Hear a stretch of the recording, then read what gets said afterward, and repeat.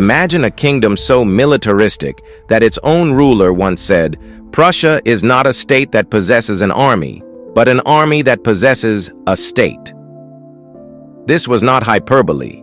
This was the truth about a nation that would plunge Europe into 3 catastrophic wars, ultimately reshaping the entire continent and setting the stage for 2 world wars that would kill over 70 million people.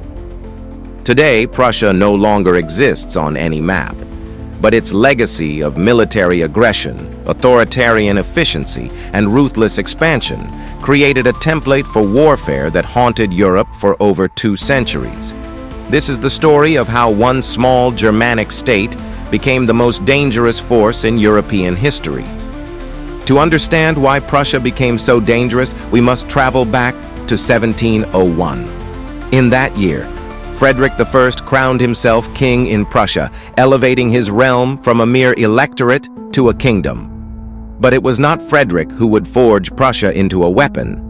That honor belonged to his son, Frederick William I, who became known as the Soldier King. When Frederick William I ascended the throne in 1713, Prussia was relatively small, poor, and unremarkable among European powers. The king looked at his modest inheritance and made a radical decision. He would transform his entire kingdom into a military machine. While other European rulers spent lavishly on palaces, art, and courtly pleasures, Frederick William spent 80% of state revenues on the army. He personally drilled his troops, designed their uniforms, and supervised their training with obsessive detail. The results were staggering.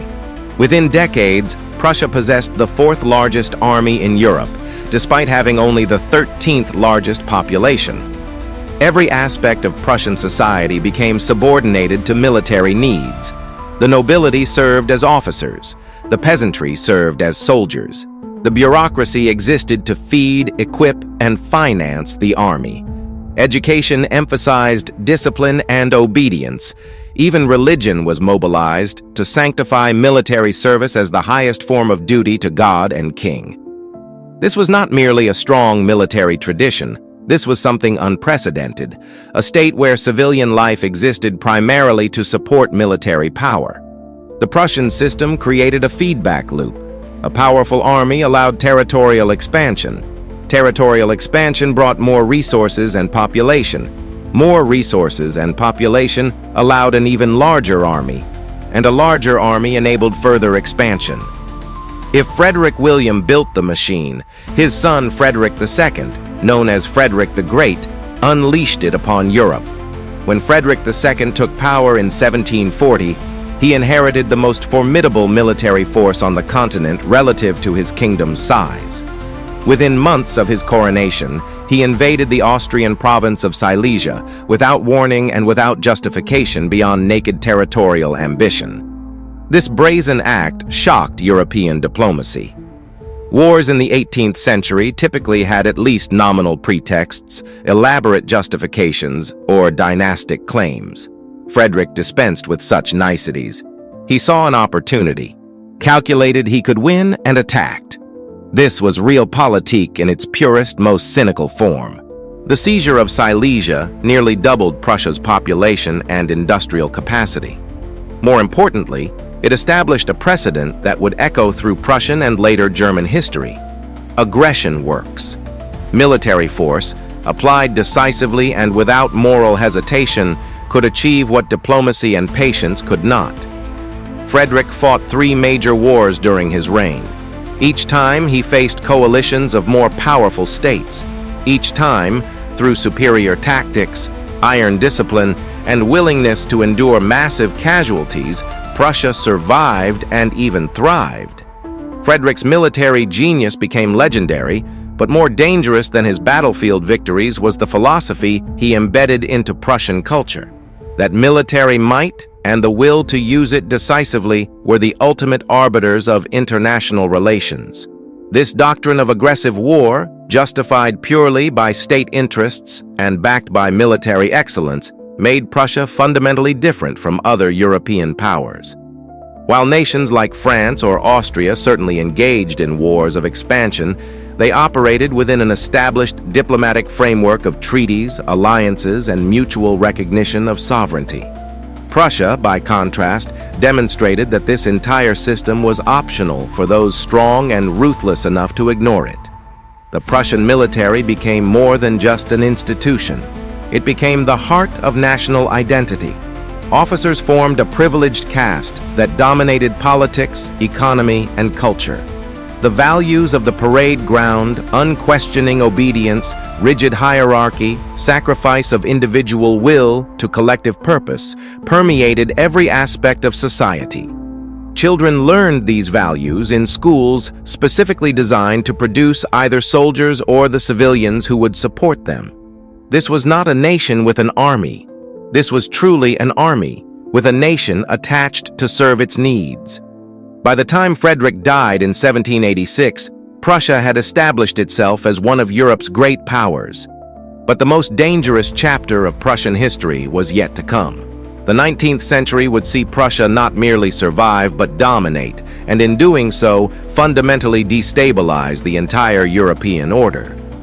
The turning point came with Otto von Bismarck, who became Minister-President of Prussia in 1862. Bismarck looked at the fragmented German states and saw an opportunity to create a unified German empire under Prussian leadership. But unlike previous attempts at German unification, which had relied on negotiation and consent, Bismarck had a different plan. As he famously declared, the great questions of the day would be decided not by speeches and majority decisions, but by iron and blood. Between 1864 and 1871, Bismarck engineered 3 wars, each one carefully calculated to advance Prussian interests and isolate potential enemies. First came the war against Denmark in 1864, fought alongside Austria. Then, in 1866, Prussia turned on its former ally, Austria, defeating it in a shockingly brief 7 weeks and excluding Austria from German affairs forever. Finally, in 1870, Bismarck maneuvered France into declaring war, then crushed the French army in a campaign that traumatized France for generations. Each of these wars demonstrated the Prussian military machine at its most efficient and most terrifying. Prussian forces mobilized with unprecedented speed, using railroads and telegraphs to achieve strategic surprise. Their general staff system, which had professionalized military planning to an extraordinary degree, consistently outmaneuvered larger but less organized opponents. Prussian soldiers, drilled to perfection and motivated by nationalist fervor, fought with a discipline and ferocity that shocked their enemies. But these wars did more than simply expand Prussian territory. They fundamentally changed the nature of European conflict. Bismarck demonstrated that wars could be precisely calibrated political instruments, started and stopped at will to achieve specific objectives. This was not the total warfare that would come later, but it was a departure from the limited cabinet wars of the 18th century. Prussia showed that modern technology, bureaucratic efficiency, and nationalist ideology could be combined to create overwhelming military force that could reshape the political map of Europe within weeks or months.